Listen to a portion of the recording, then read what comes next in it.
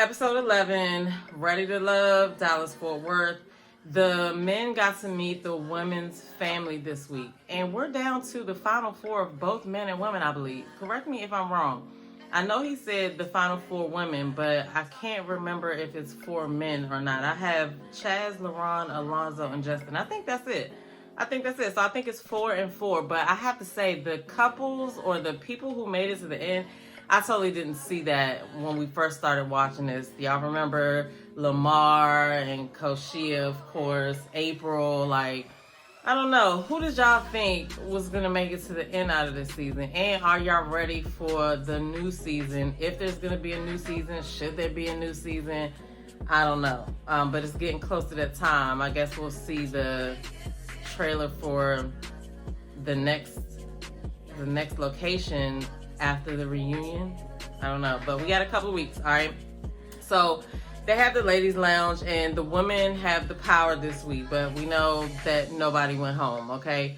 But Mika had Justin meet her dad, okay? Dad was a little hard on Justin, all right? Justin, I think he made a good impression. They bonded over fishing or whatever, but I think Justin and Mika do make a cute couple. Like, I could see them actually dating out in the real world, but we don't know any of these people, just what parts we've seen that the network wanted to show us, but I think that they probably would have made a realistic couple, okay?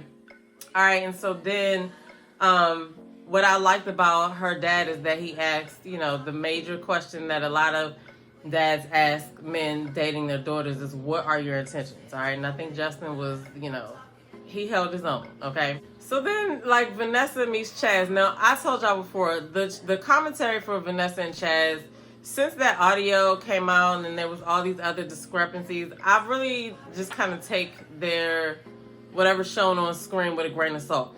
We're really going to find out what happened or more about what happened once the show gets to the end and people decide to interview. That's the only way we're going to be able to fill in these holes. Because right now, we just have this story that the network, weaved together with the footage that they had based on the storyline they wanted to tell us. Okay, so Vanessa and her sister meet Chaz. She points out that, Vanessa doesn't like animals and Chaz has a dog. So I don't know. She said she's only taking care of her kids and that's all she can handle or whatever. And I agree with her on that. Like, if you are, hands full with kids, a pet is just going to exacerbate, your already busy schedule or whatever. But the point is, you got to still be okay with being around somebody with a dog. All right. They ended up having that part come up where Chaz said that he had connections with 10 of the 11 women, with which we all know there were only 10 women. Chaz was very overwhelmed. So, we have to excuse his answers because, being overwhelmed will do that to you. But apparently he sent all the women good morning texts, which, I really want to talk about that because, as a woman, you do want to know that the person is thinking about you or whatever, but a good morning text can be redundant. But if you add something to it, like spice it up with your own swag, put a picture to it or say some of your real words along with good morning. I mean, continue a conversation y'all had the day before. I don't know. Be original, but definitely don't copy and paste something as easy as good morning. Either you want to say good morning or you don't, but that's... It amazes me how all of the men, or most of the men that come on this show particularly, they never think about the women talking. Even though they're all in the men's lounge talking and probably in group text or whatever, they never think to themselves that these women are going to talk and we're going to know that you're copying and pasting or you're saying this and you're saying that. Like, come on, man. But the sister, Vanessa's sister, thought that Chaz came off manipulative, okay?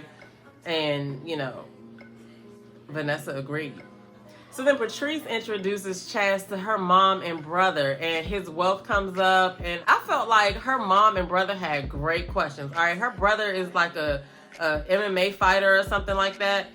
Something along those lines, but they have really good questions, and it seems like Patrice is really family oriented, and the person would have to like fit right in. And now, looking at this from the outside looking in, I feel like the person who I think would fit best would for her will probably be Alonzo. I don't know. And fit in with the family. Like, the brother did have to tell Alonzo that he was being like goofy, but I feel like some of that is probably nervousness. They're on camera. All this stuff is happening like so fast. So, but I just feel like Chaz is looking for something different. I don't know. We'll see how it plays out. But it comes out that Chaz is not cool with his own brothers, but then it looks like one of his brothers is going to come on the next episode. So we'll see about that. So then they show Maya about to meet up with LaRon, and she's supposed to bring her mother. Well, her mother called and said that she had, some other plans that she wasn't going to be able to make it or whatever. So, I don't know, but on the other side of social media, something happened off camera. They met up at a nightclub, and I think Mika might have been there as well. And they got into some type of disagreement because LaRon saw another guy talking to Maya. LaRon said that she was hugged up with the dude, getting his number, and Maya said that it was just somebody she knew that was speaking to her. Now, I do feel like LaRon could have a jealous streak, right? That, he's the dude that will probably buy the drinks in the club. I think somebody else said this, but if he buys you drinks in the club, you better act accordingly. That's how he comes off. I agree with whoever said that. But I think it might have been on Kamisha's panel. But the point is, they got into it. He called her out of her name, or allegedly insinuated, maybe he talked to Mika and called her out of her name. I haven't found the depth of that situation yet. Long story short, they got into it outside of filming, and she was able to see a little bit of his temper. And so at this point in their juncture, she probably had told her mother about it. Her mother probably was like, I'm not meeting this dude. I'm not getting on TV with this, whatever. And then they just went on with the show. But she did ask him about why he called her out of her name and stuff like that. Now, they also did not show us a full conversation going through. They showed us edits. So we don't know if he corrected her after she said that and say I didn't say that. But he did, I thought he admitted to it. But it could be the way that it was strung together. I don't know. But we'll have to keep watching to see what really happened with that. But he did say that he could get jealous and possessive, okay? And then he said that he's not perfect and, he apologized. So there was that. Then we get Chaz and Vanessa on a solo date. Chaz is still overwhelmed, okay? It's all going to be on Chaz at the end. We're going to be trying to see who he's going to pick. And I guess that's how they set this up. But I just so did not see these people making it to the end. That's one thing that I do want to say. The last 2 seasons, they have been picking really interesting spots for them to have dates on. They've played like football indoors. They did candle making. They did the country line dancing, the bungee fitness. Like, shout out to them for picking unique places. So there were no eliminations this week. Next week, the men get to introduce the women to their families. So that's going to get really interesting, okay? It's down to the wire. Now, at this point, we have Mika and Justin.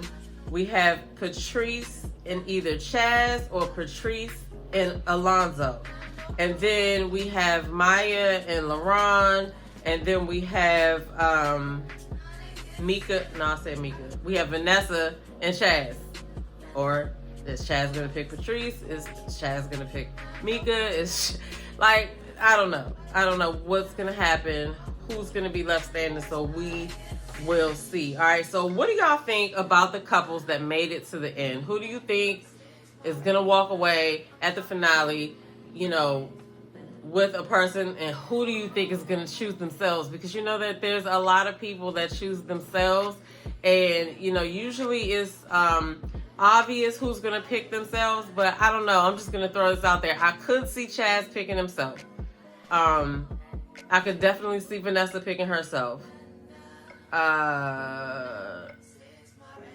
That's really it, because I feel like Patrice is going to be, I don't know who she's going to choose, but I feel like she's going to choose somebody.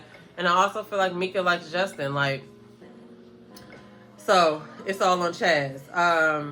But there's also lots of drama outside of these episodes. So make sure that you guys are looking for the post interviews, because that's where all the questions will be asked and answered. We have to keep in mind that you know, whatever the storyline is that the network has, once everything ends, whether it looked like that or not, they're going to go back and pick the footage that goes with their storyline. So we do have to really give some type of grace to the fact that they can do a lot with editing. All right, so that's why I usually wait until the end to really kind of be all in on some judgments that I might have made during the season, because I know we don't know everything or whatever. But anyway, that's all I have to say about this episode. I'm going to keep looking at the stuff that's going on social media outside of these episodes. I'll keep you guys posted on things that, you know, I find interesting. I don't know who's still here for Ready to Love after all of these seasons and after this season. Like, who is still for Ready to Love? I'm your girl, Demetra Joe, and I'll see you guys in another video.